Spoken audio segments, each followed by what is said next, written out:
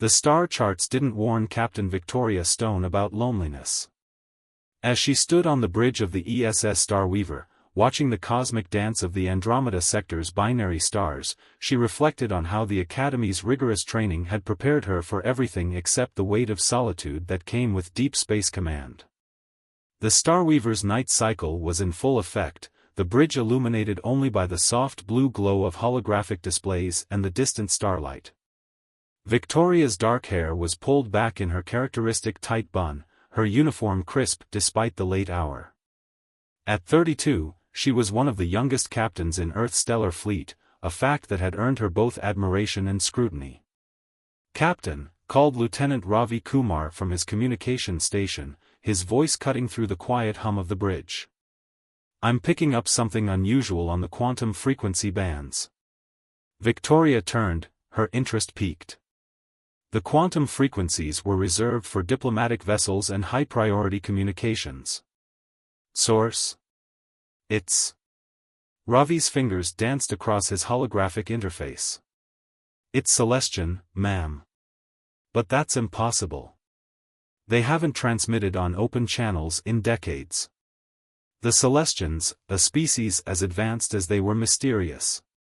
Their crystalline ships were rarely seen outside their own territory, and their isolationist policies had frustrated human diplomatic efforts for generations.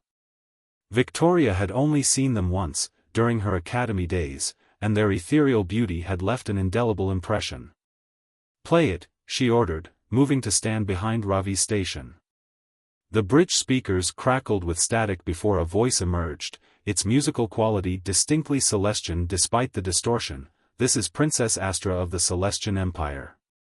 Our diplomatic vessel is under attack. Our shields are failing.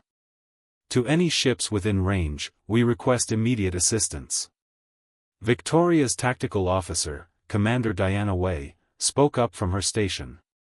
"Captain, detecting weapons fire at coordinates 227 Mark 384. Multiple ships engaged.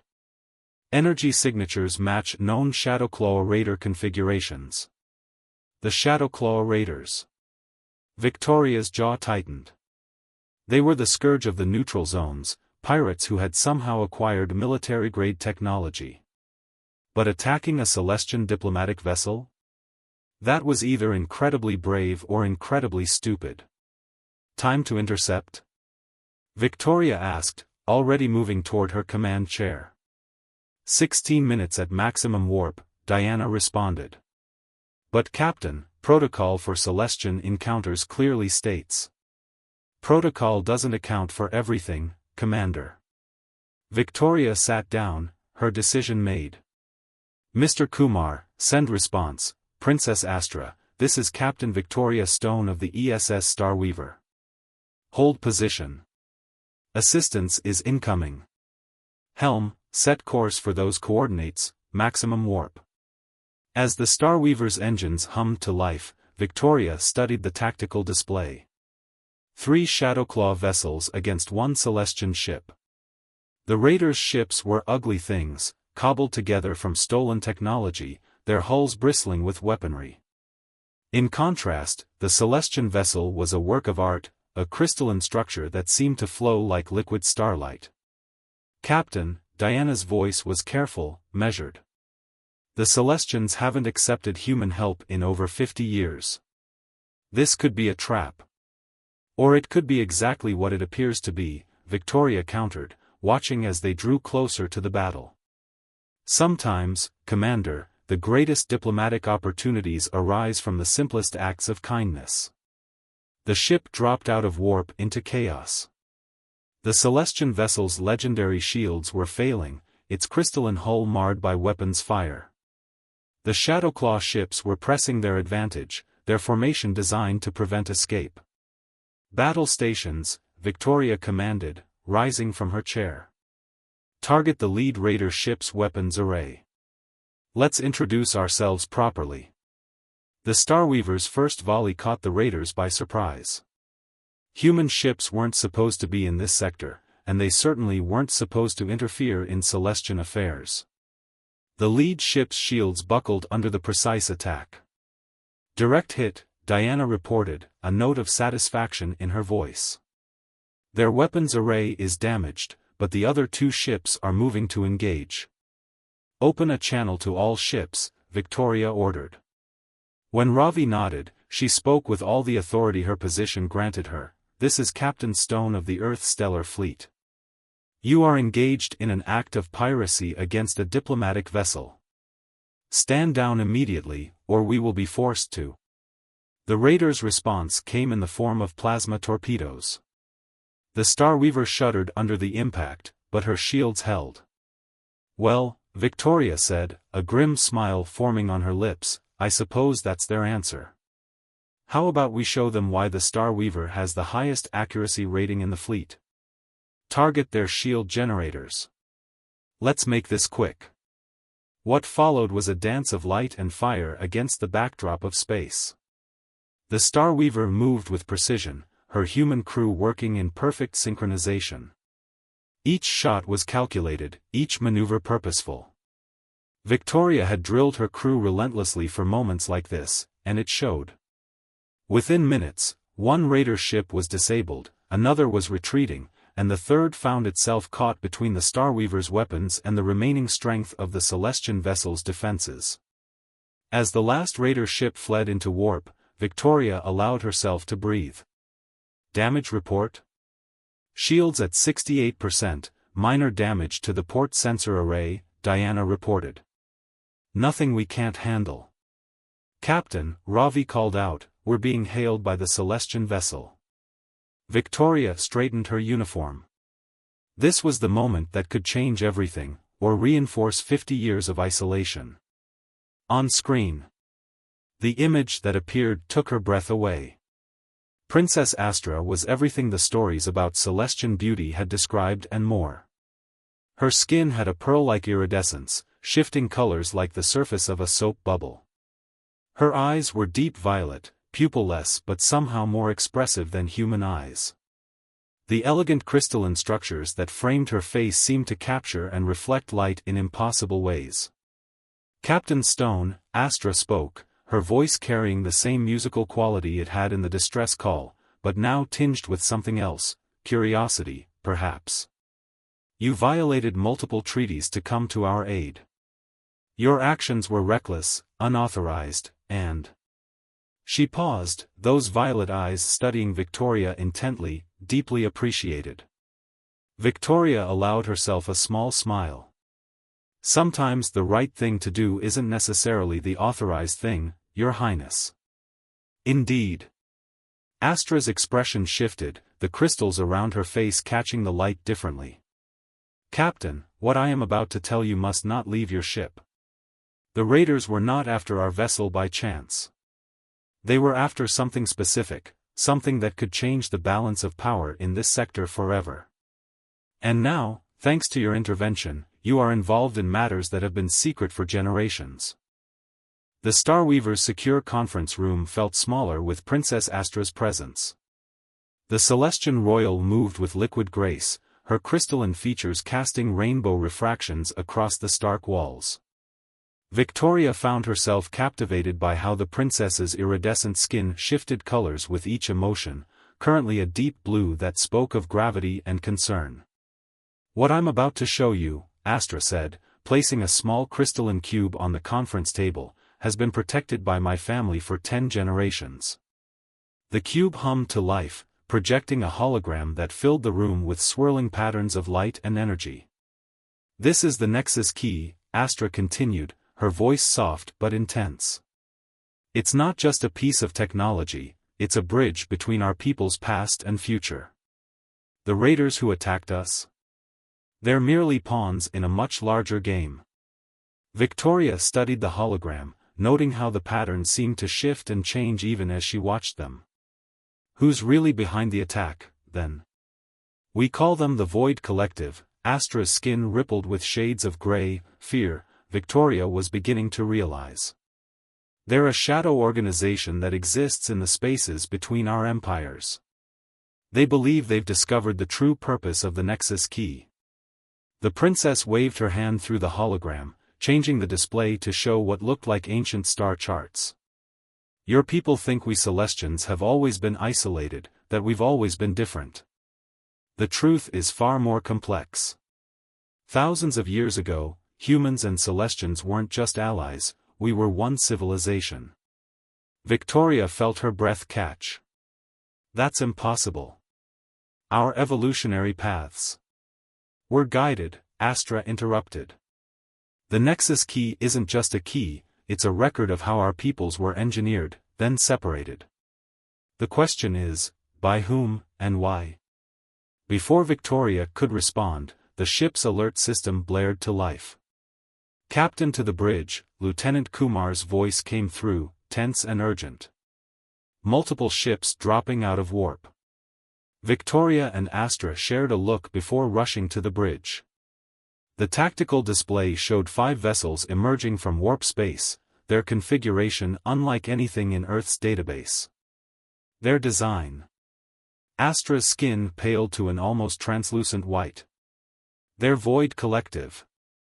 The ships were nightmarish things, their hulls seeming to bend and distort the very space around them. They moved with an organic fluidity that made Victoria's skin crawl. How did they find us so quickly? Victoria demanded, sliding into her command chair. The Nexus key, Astra replied, gripping the bridge railing as the ship went to battle stations. Its energy signature is unique. They must have developed a way to track it. Captain, Commander Wei called out, they're powering weapons, but these readings don't make sense. Their energy signatures are like nothing I've ever seen. Victoria's mind raced through options. The Starweaver was a formidable ship, but 5 against 1, with unknown technology in play, weren't odds she liked. Your Highness, your ship's repairs. Minimal power only, Astra's voice was tight with frustration. We couldn't restore weapons or primary shields. Then we run, Victoria decided. Mr. Kumar, plot a course through the Meridian Nebula. Commander Wei, divert all non-essential power to shields and engines. The Meridian Nebula? Astra's skin flickered with pulses of red alarm. Captain, the electromagnetic disturbances will disable both our ships. Victoria allowed herself a small smile. That's what they'll think too. Trust me. There was a moment of hesitation before Astra nodded, her skin shifting to a determined gold. Yes. Against all logic and protocol, yes. Helm, execute. Victoria commanded. The Starweaver lurched into motion, the damaged Celestian vessel following close behind. The Void Collective ships pursued, their strange drives leaving distortions in space like ripples in a pond. As they approached the nebula's swirling clouds of gas and energy, Victoria revealed the next phase of her plan. Commander Wei, remember that modification we made to the sensor array last month? The one that lets us map quantum fluctuations? Diana's eyes widened with understanding. Yes, ma'am. If we reverse the polarity, we can use the nebula's electromagnetic field to mask our quantum signature while still maintaining basic navigation, Victoria finished. Execute the modification. Mr. Kumar, signal the Celestian vessel to match our shield frequency exactly. The nebula loomed before them, its beautiful chaos a testament to the raw power of the cosmos. The Void Collective ships were gaining, their weapons beginning to strike the Starweaver's aft shields. Shields at 42%, Diana reported. We can't take much more of this. We won't have to, Victoria assured her. On my mark, cut all non-essential systems and reverse shield polarity. 3, 2, 1, mark. The Starweaver plunged into the nebula, the Celestian ship perfectly matched to their movement. For a moment, everything went dark as systems fluctuated in the electromagnetic storm. Then, just as Victoria had hoped, the modified sensors came online, providing a ghost of a path through the chaos. The collective ships, Diana reported with a note of triumph, they're losing us in the interference. But her voice dropped with concern, we're losing power faster than expected. The nebula's affecting us more than our simulations predicted. Victoria turned to Astra, who had been watching the human crew work with undisguised fascination. Your Highness, I assume your ship's crystalline technology operates on quantum resonance principles? Yes, but, Astra's eyes widened with understanding. If we channel that resonance through the Nexus key, we could create a bubble of stable space around both ships, Victoria finished. Enough to get us through the nebula while our pursuers are forced to turn back. Astra's skin shimmered with an entirely new color, one that Victoria couldn't quite interpret. It's never been done. The risks are better than the alternative, Victoria said softly. Sometimes the greatest discoveries come from necessity. After a moment's hesitation, Astra pulled out the Nexus key. Its crystalline surface seemed to respond to the nebula's energy, pulsing with internal light. I'll need to synchronize with your ship's quantum field. It will require trust. More than has existed between our peoples in generations. Victoria met those violet eyes steadily. Then let's make history. The Meridian Nebula's swirling energies cast ethereal patterns across the Starweaver's bridge as Victoria watched Astra work. The Celestian Princess's hands moved through the holographic interface with practiced grace, the Nexus key floating between them, its crystalline surface pulsing in rhythm with both ships' quantum fields. The resonance is stabilizing, Astra reported, her skin shifting through shades of deep purple with concentration. But I'm detecting something else.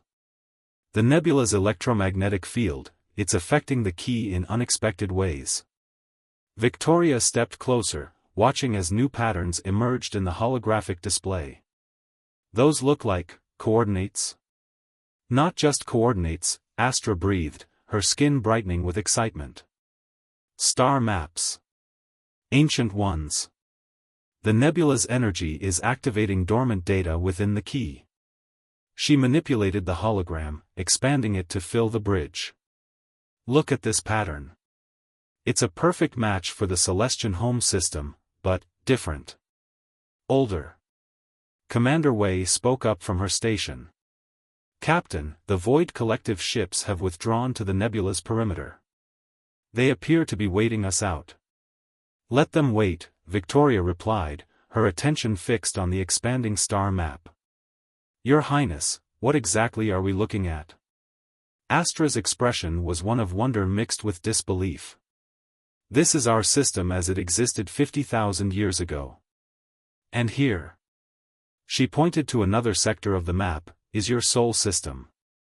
But look at the connection between them.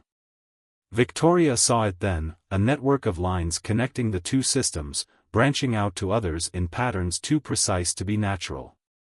Transit routes? More than that, Astra's skin rippled with silver excitement. These are quantum tunnels, stable wormholes that once connected our civilizations.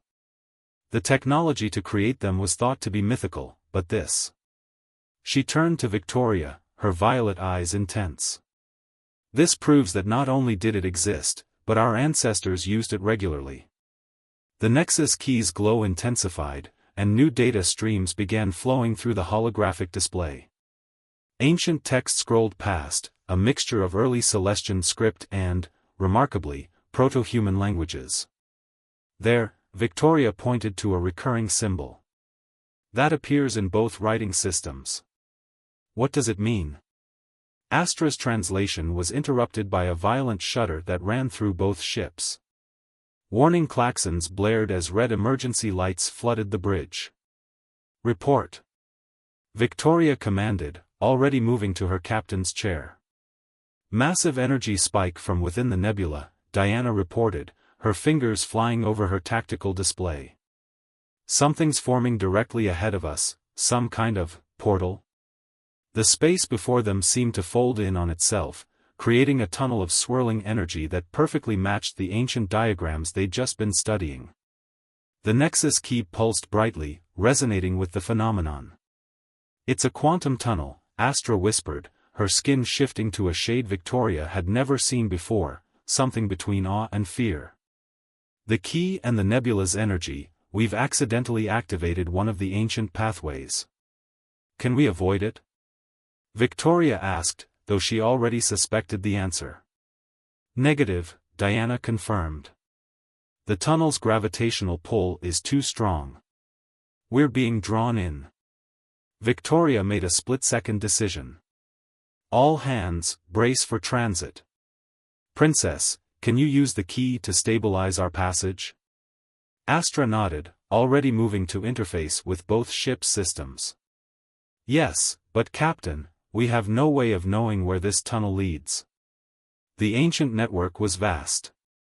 Sometimes, Victoria said with a grim smile, the only way forward is through. All hands, prepare for the unexpected. The quantum tunnel swallowed both ships, enveloping them in a cascade of energy that defied normal physics. Time seemed to stretch and compress simultaneously. Victoria felt a strange sensation, as if every atom in her body was being gently pulled apart and reassembled. When reality stabilized, they found themselves in a sector of space that appeared in none of their charts. Before them floated what could only be described as a city in space, a vast structure of crystalline architecture and ancient technology, dark and dormant. Impossible, Astra breathed, her skin paling to an almost translucent shade. This is Nexus Prime, the legendary birthplace of both our species. It was thought to be a myth. The ancient station hung silent in space, its massive structures clearly designed to accommodate both human and celestian architecture. But they weren't alone. Multiple ships were already present, the sleek, reality-bending vessels of the Void Collective. They didn't follow us, Victoria realized with growing dread. They were waiting for us to lead them here. They knew about the quantum tunnel network all along. Captain, Diana's voice was tense. I'm detecting massive energy readings from the station. It's powering up, reacting to the Nexus key's presence. Astra's skin darkened with urgency. The Void Collective, they don't just want the key. They want to access the station's core systems. If they succeed... She turned to Victoria, her expression grave. The power to reshape both our species, to rewrite the very fabric of our civilizations, lies within those walls. Victoria stood, surveying the ancient station and the enemy ships surrounding it. Then we don't let them succeed. Your Highness. Astra. I think it's time we learned exactly why our ancestors separated our peoples, and make sure that knowledge doesn't fall into the wrong hands. Together? Astra asked, her skin shifting to a warm, determined gold. Together, Victoria confirmed, already formulating a plan. Mr. Kumar, open a secure channel to Earth Command. Commander Wei, begin scanning for a way into that station that our friends in the Void Collective haven't found yet. Whatever happens next, we're about to rewrite history, hopefully for the better this time. The approach to Nexus Prime felt like sailing through a graveyard of stars. Victoria stood in the Starweaver's shuttle bay, checking her tactical gear one last time. The station's crystalline spires loomed before them, its ancient surfaces reflecting the light of distant suns in ways that seemed to defy physics. The environmental suits are ready, Commander Wei reported, handing Victoria a modified helmet. We've adapted them to interface with Celestian technology, thanks to Princess Astra's specifications. Astra herself emerged from the Celestian shuttle, her traditional royal garments replaced by a sleek crystalline armor that seemed to flow like liquid starlight. Her skin held a steady silver sheen of determination. The Void Collective ships are concentrating their forces around the main docking arrays, Astra said, joining them. But I've detected a maintenance access point near the station's southern axis. It dates back to the original construction, they may have overlooked it. Victoria nodded, trying not to be distracted by how the station's light played across Astra's crystalline features. Have your scans revealed anything about the internal layout? Partially, Astra activated a holographic display from her armor. The station's power core is here, at the central nexus. But these readings... She frowned, her skin rippling with concern. There's something else. The station's quantum signature is evolving. Lieutenant Kumar's voice came through the comm system. Captain, priority transmission from Earth Command. Put it through to my private channel, Victoria ordered, stepping aside. The message was brief but clear, and troubling. She rejoined the others, her expression grave. Earth Command has detected multiple Celestian warships on an intercept course. They're not responding to hails. Astra's skin paled. The Royal Fleet. They must have tracked the key's energy signature. Captain. Victoria, you should know that my presence here isn't exactly sanctioned. There are factions within the Empire who believe the past should remain buried. Looks like we're running out of time on both fronts, Victoria said, checking her weapon systems. Diana, you'll command the Star Weaver in my absence.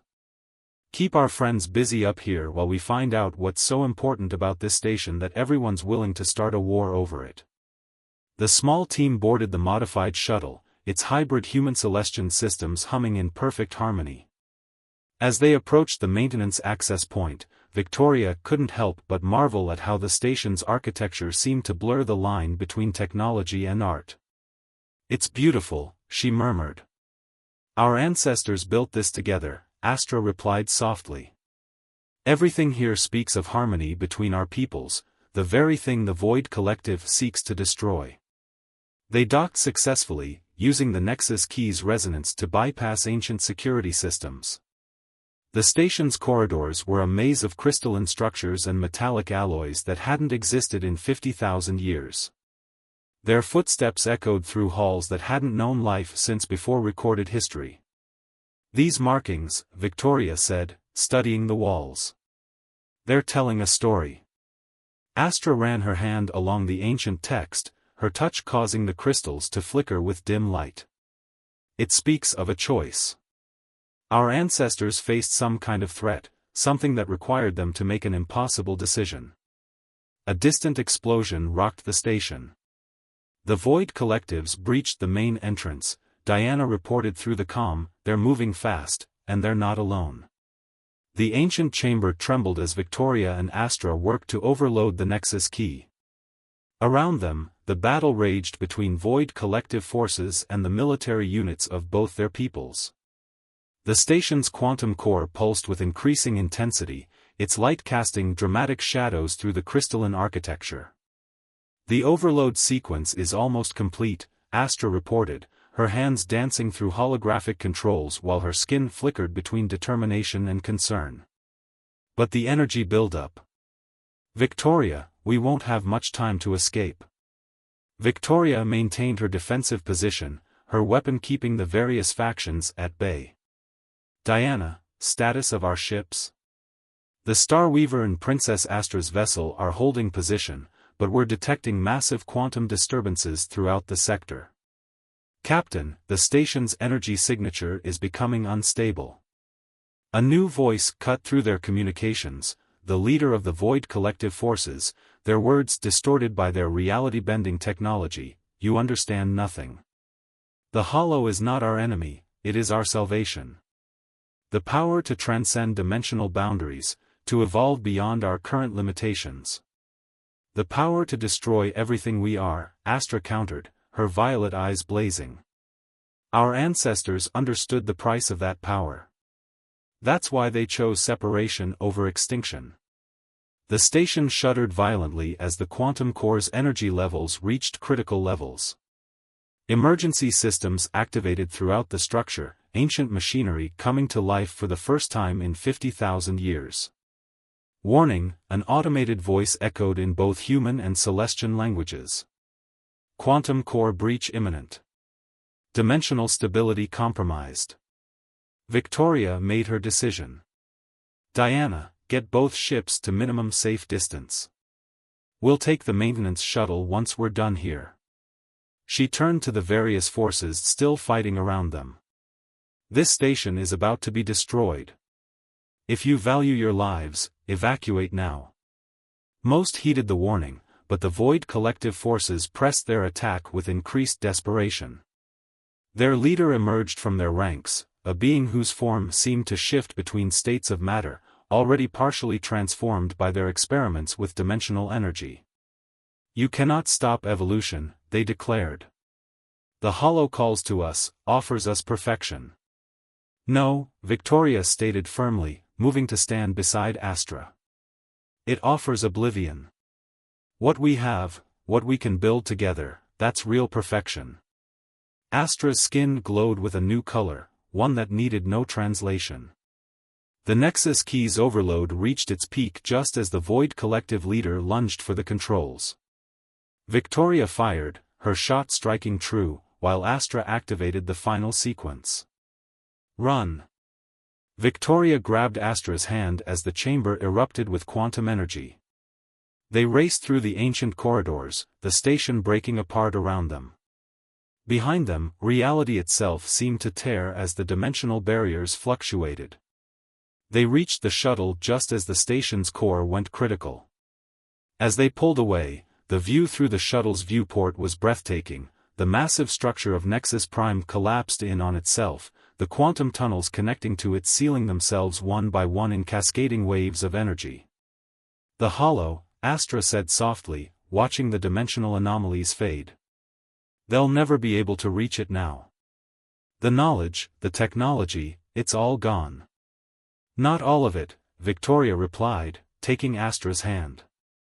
Their fingers intertwined, human warmth meeting Celestian crystal. The most important lesson survived, that we're stronger together than apart. As their shuttle approached their waiting ships, they received transmissions from both Earth Command and the Celestian Royal Fleet. The destruction of Nexus Prime had not gone unnoticed, and both governments demanded explanations. "They'll want to keep us separated," Astra said, her skin shifting through worried colors. "Return to the old protocols, the old fears." "Let them try," Victoria smiled. "We know the truth now. Our peoples were meant to find each other again. And this time," she squeezed Astra's hand gently, "we'll do it right." The shuttle docked with the Starweaver as the last quantum tunnels sealed themselves. Behind them, where Nexus Prime had stood, now shone a new star, born from the energies released in the station's destruction. It would stand as a beacon, a reminder of both what was lost and what could be rebuilt.